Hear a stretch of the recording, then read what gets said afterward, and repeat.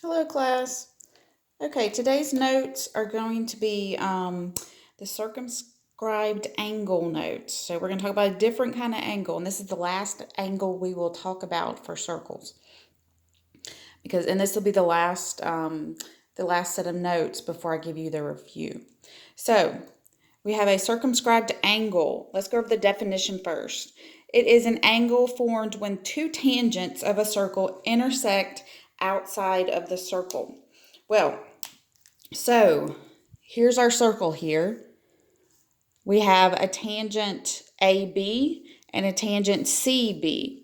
Those are our two tangents, and they both intersect at B outside of the circle. So our circumscribed angle here is this angle right here outside of the circle. We can call it angle B, because remember, we can call an angle by just its vertex, or we can call it angle A, B, C if we use 3 letters. So here's another example at the bottom. We have a tangent DE and a tangent FE, and they both intersect at point E right here outside the circle. So our circumscribed angle here is this angle outside the circle.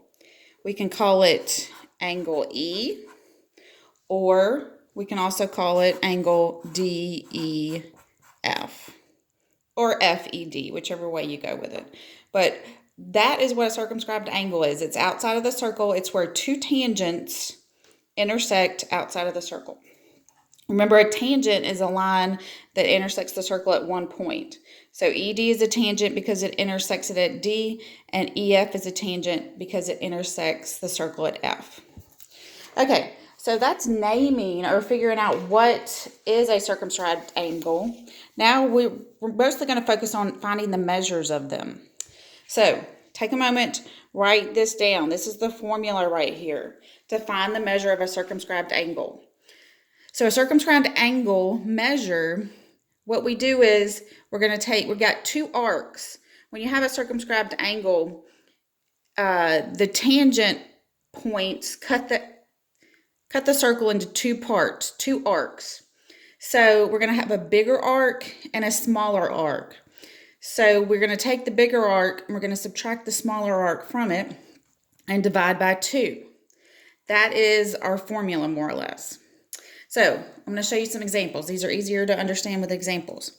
So example 1, we want to find the measure of this angle, the question mark right here, angle S. We want to find the measure of this angle. Well, it's a circumscribed angle, so I'm going to use this formula, the bigger arc minus the smaller arc divided by 2. Well, I know one of the arcs. One of my arcs is from R to T this way, and it is 237 degrees. Well, I need to know the other arc. I need to know the smaller arc. I need to know R to T this way. Okay, well, if this is 237 degrees, this is part of the circle. We want to find the other part of the circle. Remember, what does the whole circle have to add to? It has to add to 360. So to find this arc, we're going to take 360 and take away the arc that we know, 237. We're just going to subtract it. 360 minus 237. So 360 minus 200 is 160. We take away 30, that gives us 130. Take away 7, that's 123 degrees. So this arc over here, this one is 123 degrees. So those are the two arcs we're talking about when we're talking about a bigger arc and the smaller arc. So which one's bigger? Well, of course, 237 is bigger. Now we can find the measure of the circumscribed angle because we have both arcs. So the bigger arc is 237. Well, that marker didn't do very well. Can y'all see that? And we're going to subtract the smaller arc, which is 123 degrees. And lastly, we're going to divide by 2. So if we take 237 and subtract 123, What is that going to give us? 114? 114 degrees divided by 2 gives us 57 degrees. So this angle here is 57 degrees. I'm not using that marker yet. Okay, so let's do another example. Well, here's the guided practice. If you feel comfortable using that one example and doing the guided practice, go for it. Go for it. If not, just follow along with me as we do another problem. So, again, we want to find this angle right here where the question mark is. Well, I know it's a circumscribed angle because it's outside the circle. It's where two tangents meet, ED and CD. So, that means I need to know two arcs, the two arcs of the circle. I need to know the bigger arc and the smaller arc. I know this is the bigger arc, 205. How do we find the smaller arc? How did we find it? The smaller arc is here. How do I know that's the smaller arc? Well, you know the circle is 360, so half of the circle is 180. So if one arc is greater than 180, that's going to be the bigger arc. So let's find the smaller arc. We're going to take 360, take away 205, and what are we left with? So 160, 155 degrees. So this smaller arc over here is 155 degrees. Now we have enough information to find the measure of angle D over here, this angle that we're trying to find. Remember, it's the bigger arc, 205, subtract the smaller arc, 155, and then we're going to divide by 2. So 205 minus 155, that's going to give us 50 degrees. These are all degrees. Divide by 2. Well, we know half of 50 is 25 degrees. So this is 25 degrees. This angle right here is 25 degrees, angle D. Okay, so let's do another example. Now this example is, we're still finding the angle. We're finding angle F. It's our circumscribed angle because we have two tangents that come to meet, intersect outside of the circle. This time we have the smaller arc. I know it's a smaller arc because it's 135 degrees. It's less than 180 degrees. So from G to E, this part of the circle is 135 degrees. We need to find the bigger arc from G to E this way. This part of the circle. Okay, we're going to do it the same way we did it in the other problems. The whole circle is 360 degrees. And we're going to take away the arc that we know, 135 degrees. So if we take that away, that will give us the bigger arc. So 360 minus 100 is 260. And then we take away 35. That's going to give us 225 degrees. So this arc out here is 225 degrees. I'm double checking my math. Yes, that's right. Okay, so now we have the bigger arc, we have the smaller arc. We can find that angle. Let's see what color we're going to use. Okay, so we're going to take the bigger arc, 225, and we're going to subtract the smaller arc, 135, and then we're going to divide by 2 once we find that.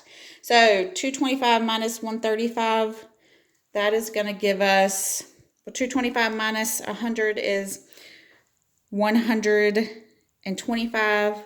125 take away 35 is 90.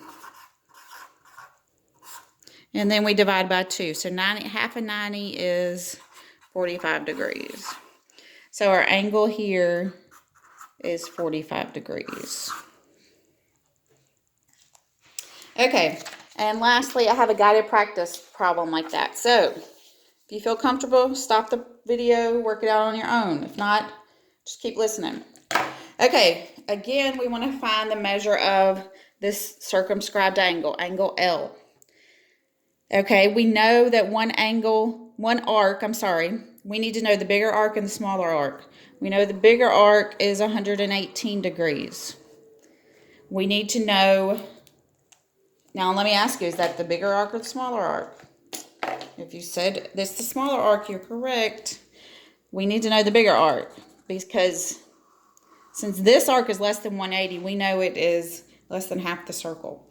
So to find that bigger arc, remember we take 360, the whole circle, take away the arc we know.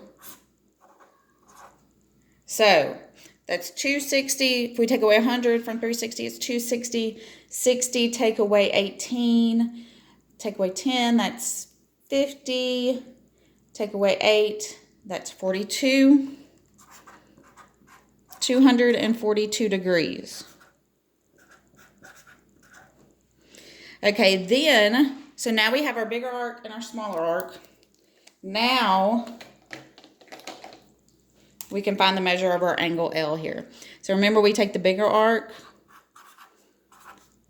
subtract the smaller arc, divide by 2. And keep in mind, you're always taking the bigger number, subtracting the smaller number. If you accidentally took the smaller number and subtracted the bigger number, what are you going to end up with?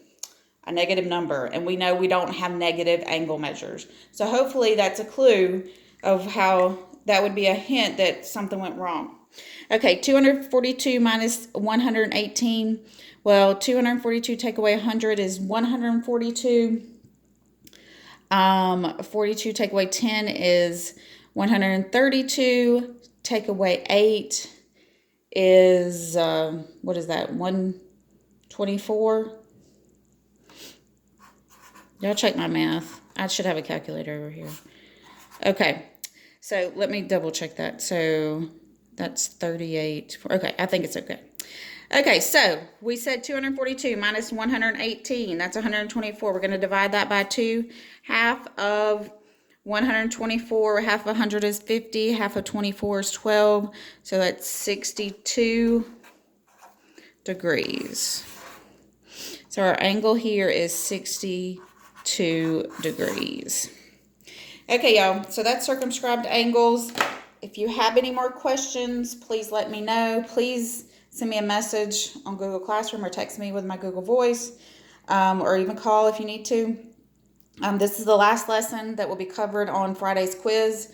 Tomorrow I will have a review session, and then Thursday is the live Google Meet. If you have any questions you want to ask me in face-to-face, or as face-to-face as we can get it right now. So y'all have a good day. Please ask questions if you got them.